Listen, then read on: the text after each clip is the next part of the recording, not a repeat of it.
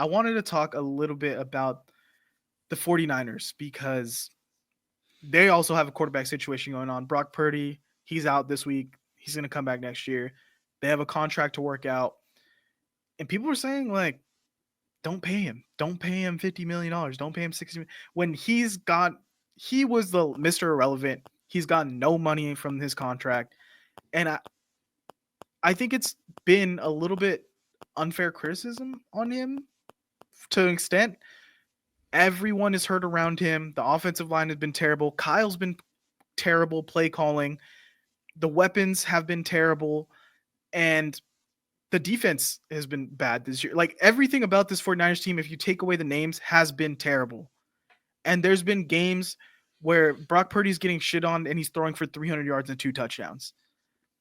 And I know Chris Broussard went on against Nick Wright and being like, and he really, went off saying like, you shit on Brock Purdy so much when he had 300 yards.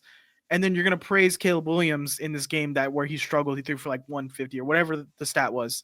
So there is that narrative. And I think it's not coincidence that narrative is going around in a year where 49ers are really trying to downplay the worth of Brock Purdy.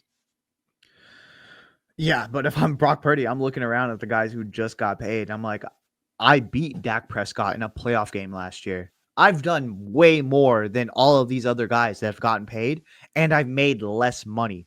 I am not taking a hometown discount. I am getting paid $60 million per year.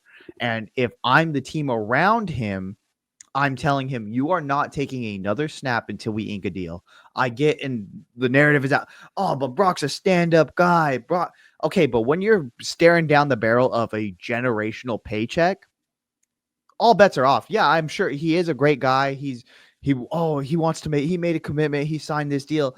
Fuck that deal. That deal sucks ass. Like that, no, it is not a good deal that he is playing on the last pick of the draft money. Like, there are undrafted free agents making more than he made.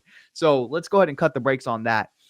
He needs to ink a deal. And if I'm the organization, I feel the same way. Like, I'm like, hey, do we want to pay him? But realistically, the longer you wait, the higher the price tag is going to be. You just seen it with the Cowboys where they just got boxed into a corner and had to pay Dak Prescott a boatload of money because they waited. I think you ink the deal now. You don't let him get more expensive. And if you 100% feel like this is your guy moving forward, why not just pay him? Yeah, and we've seen the downfall of a lot of these 49ers teams.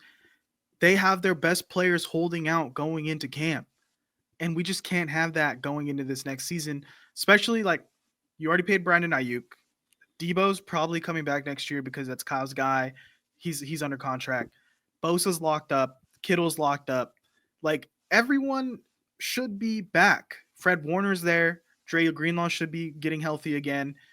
Like everything should be in motion. If you add some, good draft picks, add a couple free agents here and there to go into this offseason motivated, ready to, build that chemistry with some of these other younger receivers.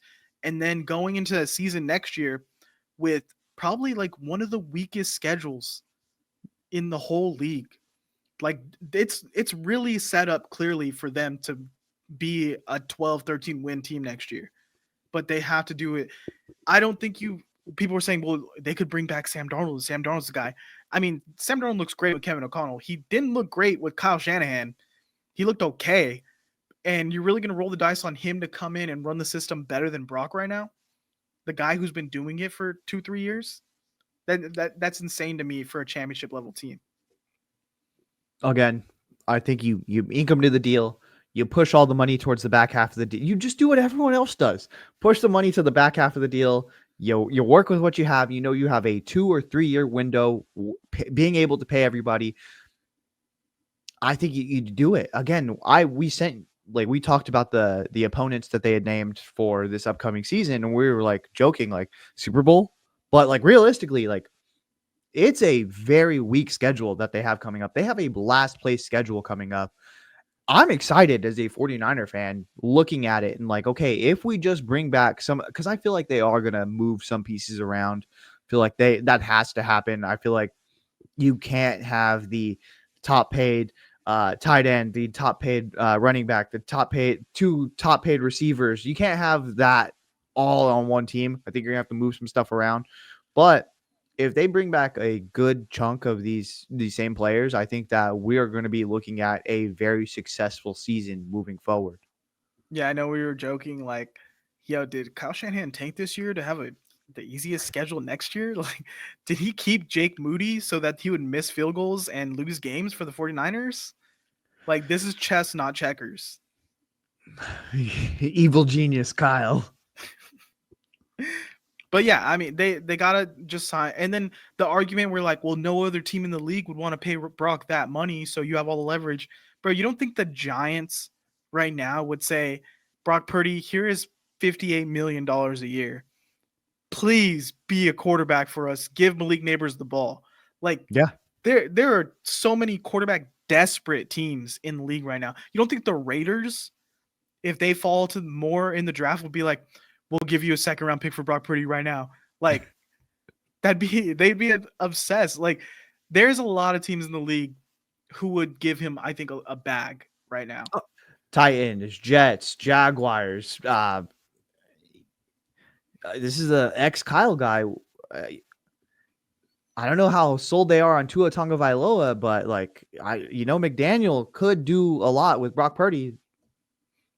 I think the Saints. I think, like, just looking at the list here, there's a lot of teams that would take Brock Purdy for sure. Like, would the Seahawks be like, yeah, we're content with how Geno's been, but maybe we do a little swap for Brock Purdy? Like, I don't know. I think it's a toss up between him and Geno right now. Yeah, but that's not going to happen in division. Yeah, no, I'm just saying, like, talent. Like, if talent wise, you'd be like, well, I mean, Brock's younger, and Geno has been, the offense has been stagnant sometimes.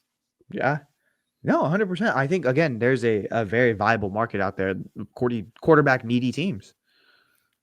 We trade. You can't play around with it. You're Bryce just Young for Brock Purdy. Who says no first? Kyle. I feel like Kyle would like Bryce.